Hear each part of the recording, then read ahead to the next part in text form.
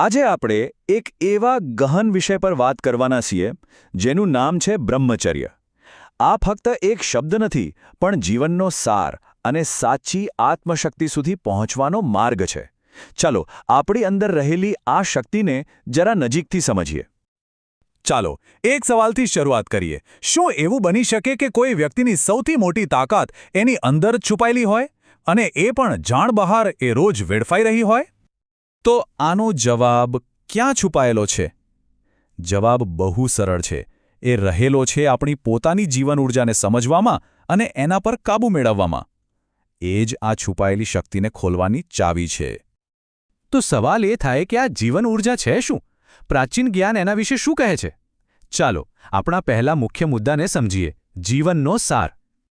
અને આ આખી સમજણનો પાયો છે એક મુખ્ય સિદ્ધાંત, જેને આપણે કહી શકીએ પહેલું ડાયમંડ સૂત્ર.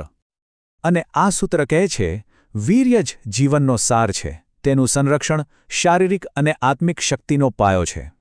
એટલે કે સીધી વાત એ છે કે આ ઊર્જાને બચાવવી એ જ દરેક પ્રકારની શક્તિનો મૂળભૂત પાયો છે. અને જુઓ, આ વાતને જરા આગળ સમજીએ તો જે વ્યક્તિ આ અમૂલ્ય સારનું રક્ષણ કરે છે એને જ સાચા અર્થમાં ધનવાન ગણવામાં આવે છે. ભૌતિક સંપત્તિ કરતાં પણ ક્યાંય મોટી સંપત્તિ છે આ. સારું, તો આ તો થઈ સિદ્ધાંતની વાત. પણ એનાથી ફાયદો શું થાય છે એ પણ જોવું રહ્યું ને. આ જ છે ઓજસ્વીતાની નિશાની. ચાલો જોઈએ કે આ ઊર્જા બચાવવાથી કયા સ્પષ્ટ લાભો દેખાય છે. અહીંયા તફાવત એકદમ સાફ દેખાય છે. જુઓ, જ્યારે જીવન ઊર્જા વેડફાય છે ત્યારે ચહેરો નિસ્તેજ, આંખો જાણે નિર્જીવ અને મન ધૂંધળું રહે છે. પણ જેવી આ ઊર્જા સચવાઈ છે, ચહેરા પર એક અલગ જ તેજ આવી જાય છે. આંખોમાં ચમક અને મન એકદમ ધારદાર બની જાય છે.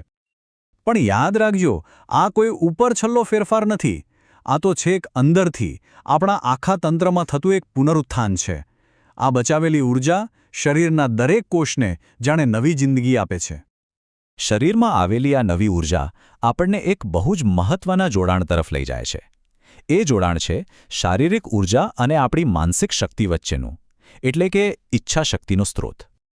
અને આ જોડાણને સમજાવે છે આપણું બીજું મૂળભૂત સિદ્ધાંત, આપણું બીજું ડાયમંડ સૂત્ર. ચાલો એના પર ધ્યાન આપીએ. બીજું સૂત્ર કહે છે, શક્તિ બહારથી નહીં, પરંતુ અંદરની ઊર્જાને નિયંત્રિત કરવાથી આવે છે. આ નિયંત્રિત ઊર્જા ઈચ્છાશક્તિમાં પ્રચંડ શક્તિ લાવે છે.